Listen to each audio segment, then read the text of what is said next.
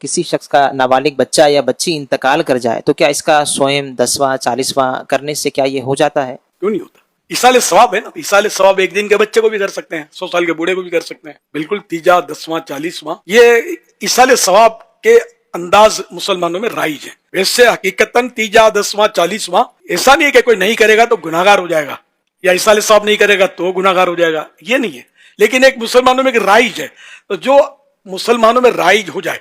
اور جس میں علماء صلحاء سب انوالو ہو جائیں اور اس میں کوئی شرعی خرابی بھی نہ ہو، تو اب یہ مستحب کا درجہ پا لیتا ہے۔ یہ عام اصول ہے۔ تو یہ ایک تیجا،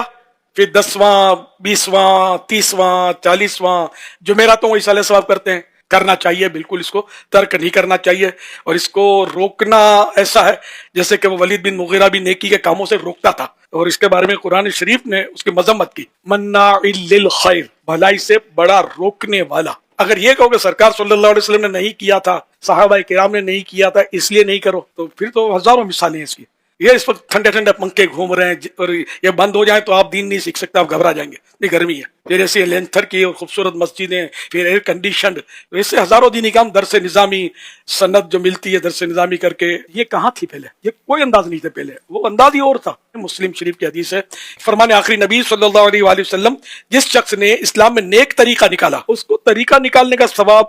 ملے گا، اور اس پر عمل کرنے والوں کا بھی ثواب ملے گا، اور عمل کرنے والوں کے اپنے ثواب میں کچھ کمی نہ کی جائے گی۔ اور جس نے اسلام میں برا طریقہ نکالا تو اس پر وہ طریقہ نکالنے کا بھی گناہ ہوگا، اور اس طریقے پر عمل کرنے والوں کا بھی گناہ ہوگا، اور ان عمل کرنے والوں کے اپنے گناہ میں کچھ کمی نہ ہوگی۔ تو یہ حدیث پاک تو مسلم شریف کی ہے، تو یہ بالکل قیامت تک کے لیے اجازت ہے کہ نیا طریقہ نکال سکتے ہیں اسلام میں، بس وہ نیک یعنی بھلا اچھا طریقہ۔ جیسے اب یہ دن آ گئے محرم شریف کے، تو کسی نے آ کے ڈھول بجانے کا بھی تو طریقہ نکالا ہوگا نا۔ اب جس نے پہلے ڈھول بجایا ہوگا اور یہ طریقہ جاری کیا ہوگا یہ تو گناہگار تھا، اب وہ مر پھٹ گیا،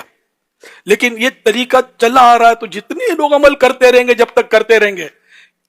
ان سب کو تو اپنا گناہ ملے گا، لیکن اس کو بھی گناہ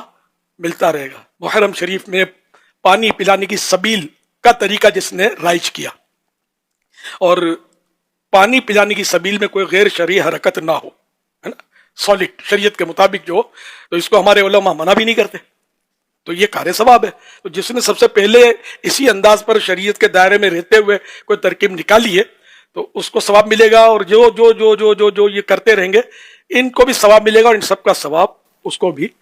ملے گا۔ اور ماشاءاللہ اس میں تو امام علی مقام امام حسین اور شہیدان کربلا کی ایصال ثواب کی ترکیب ہے، تو اس پہ تو کیا کہنا چاہیے، سونے پہ سہاگا ہو گیا۔